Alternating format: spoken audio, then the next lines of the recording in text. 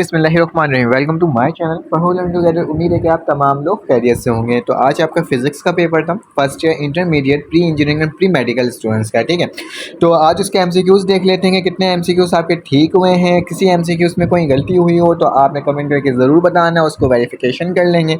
और आपके कितने एमसीक्यूज़ ठीक हुए हैं वो भी आपने क्या करना है, कमेंट करके बताना है। ठीक है, तो आज का जो फिज़िक्स का पेपर था वो भी तकरीबन मैं जो गैस पेपर आपको प्रोवाइड किया था उससे सारे लॉन्ग क्वेश्चंस और जो न्यूमेरिकल्स क्वेश्चंस प्रोवाइड किए थे उससे ही आए, और शॉर्ट के क्वेश्चंस भी आपके बन करके आए। तो मतलब कहा जा सकता है कि तकरीबन 199 to 100% टारगेट पेपर मेरा ही आपके बोर्ड के पेपर में लग चुका है। ठीक है, उससे पहले आपके मैथमेटिक्स का पेपर था, उर्दू का पेपर था, वो भी मेरे टारगेट पेपर से लगा था। ठीक है, अब आपके इंग्लिश और इस्लामियात का पेपर है, वो भी आप डिस्क्रिप्शन में लिंक मौजूद होगा, उससे जाकर चेकआउट कर सकते हो।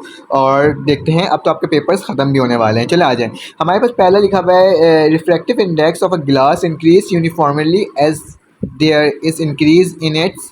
तो इसकी जो वैल्यू हमारे पास होगी, क्या लिखा हुआ है, डेंसिटी लिखा हुआ है, ट्रांसपेरेंसी लिखा हुआ है, इलास्टिसिटी लिखा हुआ है, एब्रेशन लिखा हुआ है। तो हमारे पास जो ऑप्शन ए है वो करेक्ट है। ठीक है, डेंसिटी है। इसको मैं थोड़ा सा इंक्रीज़ कर देता हूँ ताकि आपको सही से नज़र आए।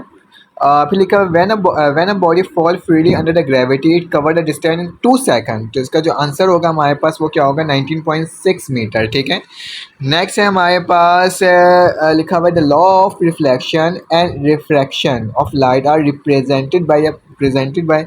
किसने रिप्रेजेंट किया था आपने ये बताया। तो ये हमारे पास है ऑप्शन नंबर सी, इब्नुल हाइटम। ठीक है, तो ये हमारे पास ऑप्शन ठीक है। उसका लिखा है when a body move vertically upward work done by gravitational field will be. तो इसका जो आंसर होगा वो आपके पास क्या होगा, इसका जो आंसर है वो हमारे पास पॉजिटिव होगा, नेगेटिव होगा, मैक्सिमम होगा या ज़ीरो होगा।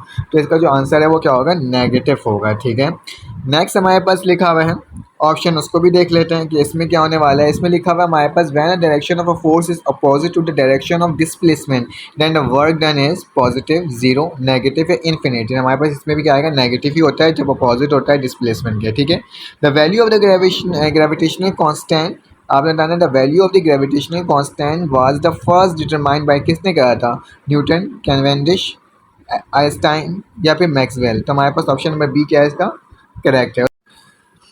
हमारे पास नेक्स्ट 7 एमसीक्यूज लिखा हुआ, defect of I myopia can be corrected by using. किसकी वजह से करेक्ट हो जाता है आपने ये बताना है। ठीक है, तो इसका जो ऑप्शन है वो क्या हो सकता है, हमारे पास 4 ऑप्शन है। कन्वेक्स लेंस, ठीक है, फिर कनकेव और कनकेव लेंस। तो concave lens is the correct option, option number D.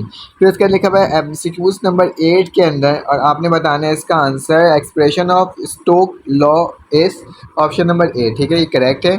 लिखा हुआ है इसके बाद द बीट, इसको मैं रब कर देता हूँ, पता नहीं क्या आ गया बीच में। ठीक है, इसमें लिखा हुआ है beat are produce due to, beat किसकी मदद से क्या होता है, प्रोड्यूस होता है आपके पास reflection of wave, interference of wave, reflection of wave या पोलराइजेशन ऑफ वेव। तो हमारे पास इंटरफेरेंस ऑफ वेव, मतलब option number B is the correct option. फिर हमारे पास एमसीक्यूज नंबर 10 लिखा हुआ है, और एमसीक्यूज नंबर 10 का मैं डायरेक्टली निशान लगा देता हूँ, तो इसका क्या होगा, जीरो होगा। ठीक है, zero is the correct answer. Next हमारे पास क्या लिखा हुआ है, the apparent weight of the body depend upon their reference frame, velocity, inertia, acceleration, and आखिरी में हमारे पास लिखा है मोमेंटम। तो हमारे पास क्या होगा, acceleration is the correct option. उसके बाद लिखा हुआ है if the mass of oscillating spring mass system reduce to 1/4 of its mass the frequency will B.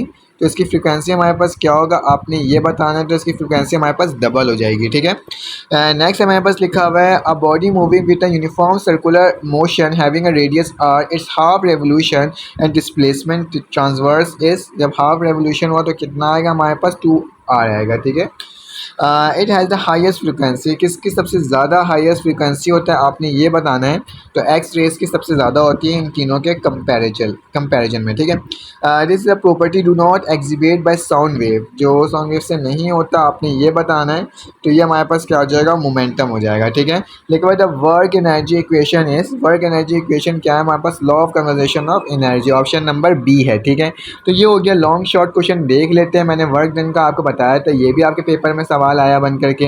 मैंने जो आपको न्यूमेरिकल्स दिए थे वो भी आया था। लिखा था why catching ball of the high trajectory, ये भी मैंने सवाल दिया था, ये भी पेपर में आया। ठीक है, इंटरफेरेंस ऑफ फ्रिंज का सवाल दिया था, ये भी आया। Find the speed of the sound, ये मैंने आपको दिया था, ये भी आया। सिंपल पेंडुलम के बारे में बोला था, ये भी आया। ठीक है, combination of the lens, I think so ये नहीं दिया था।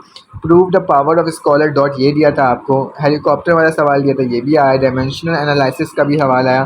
Find the unit and normal plane, ये भी आया आपके पास। ठीक है, न्यूमेरिकल्स मैंने प्रोवाइड किए थे, ये भी आया। डेफिनेशन आया। ठीक है, सेंट्रीपिटल एक्सीलरेशन ऑफ मास, ये वाला भी सवाल आया। ठीक है, लॉन्ग के अंदर सारे ही सवाल इंक्लाइन प्लेन का दिया था, न्यूटन का दिया था मैंने, प्रोजेक्टाइल का दिया था, डोपलर इफेक्ट्स का दिया था आपको, कंस्ट्रक्शन दिया था कंपाउंड माइक्रोस्कोप का। ठीक है, और नंबर बी में दिया था। ठीक है, जो position of the unit vector. तो तमाम सवालात जो मैंने आपको प्रोवाइड किए थे वो आपके बोर्ड के एग्जाम्स में आ गए। अगर आपको ये वीडियो अच्छी लगी तो आप लाइक सब्सक्राइब करके कमेंट करके बताना कि आपके कितने MCQs सही हुए हैं। फिर आपसे मुलाकात होगी इंशाल्लाह एक न्यू वीडियो में आपके इस्लामियात के पेपर और बाकी जो दूसरे सब्जेक्ट्स के स्टूडेंट्स हैं उनके पेपर के साथ। तो अपना ख्याल रखना, अपने इर्द गिर्द का ख्याल रखना, दुआओं में याद रखना। फिर आपसे मुलाकात होगी एक न्यू वीडियो में। अल्लाह हाफ़िज़।